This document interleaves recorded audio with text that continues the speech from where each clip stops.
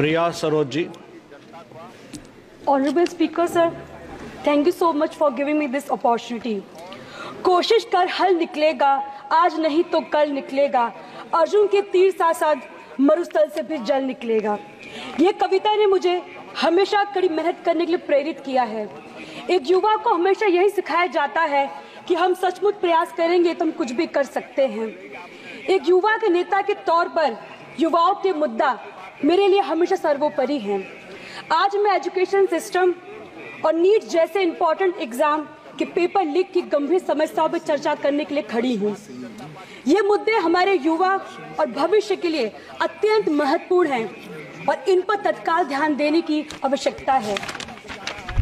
Sir, Bharat भाग्यशाली है कि देश की कुल जनसंख्या में 60% से अधिक युवा हैं और इनमें से अधिकतर छात्र हैं। ये युवा देश के विकास कार्यों के लिए बहुत कुछ कर सकते हैं। हालांकि एजुकेशन सेक्टर को हमेशा इनसफिशिएंट बजट का सामना करना पड़ता है। सरकारी वादे भले ही बहुत बड़े होते हैं, लेकिन वास्तविकता में मैं इन वादों को पूरा करते हुए नहीं देख रही हूँ। इसका सीधा असर सरकारी स्कूलों और कॉलेज की व्यवस्थाओं पर पड़ता है, खासकर ग्रामीण क्षेत्रों में। सरकारी स्कूल में शिक्षा की भारी कमी है। भर्ती प्रक्रिया में ट्रांसपेरेंसी कमी के कारण शिक्षा नहीं मिल पा रही है लोगों को। इससे छात्र को क्वालिटी एजुकेशन पे असर पड़ रहा है। सर, किसी भी परीक्षा के पेपर लीक से लाखों छात्रों की मेहनत पर बेकार हो जाती है। मेरे प्रदेश उत्तर प्रदेश के पुलिस कांस्टेबल परीक्षा 2024 और यूपीपीएससी एआरओ पेपर लीक जैसे उदाहरण दिखाते हैं कि एग्जामिनेशन सिस्टम में गंभीर खामियां हैं। Sir, in this digital age where the world is moving towards technology advancement, our school lack basic technology facilities. The situation is particularly bad in rural areas. It is imperative to connect students with modern technology so they can compete globally. Sir, the repeated incidents of paper leak weaken the trust of students and parents in the government and the education system. Such incidents indicate the serious flaws in our examination system, which need immediate rectification. The National Testing Agencies has faced significant criticisms for delay in the conducting exams, which has serious implications for students.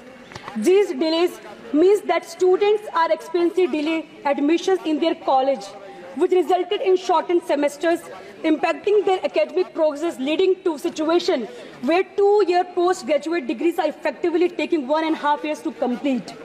This burden disproportionately affects the students from economically and socially weaker background, who face additional challenges due to extended timelines and financial pressures associated with delayed admissions.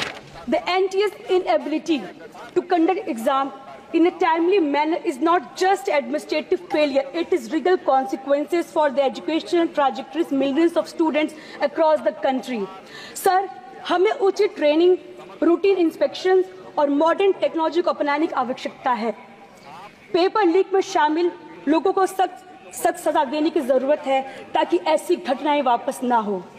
हमारे छात्रों को foreign country में बेहतर अवसर मिल रहे हैं। हमें अपनी शिक्षा संस्थानों को वर्ल्ड क्लास बनाना होगा ताकि हमारे युवा बाहर ना जाए और यही बेहतरीन सुविधाओं का लाभ उठाएं।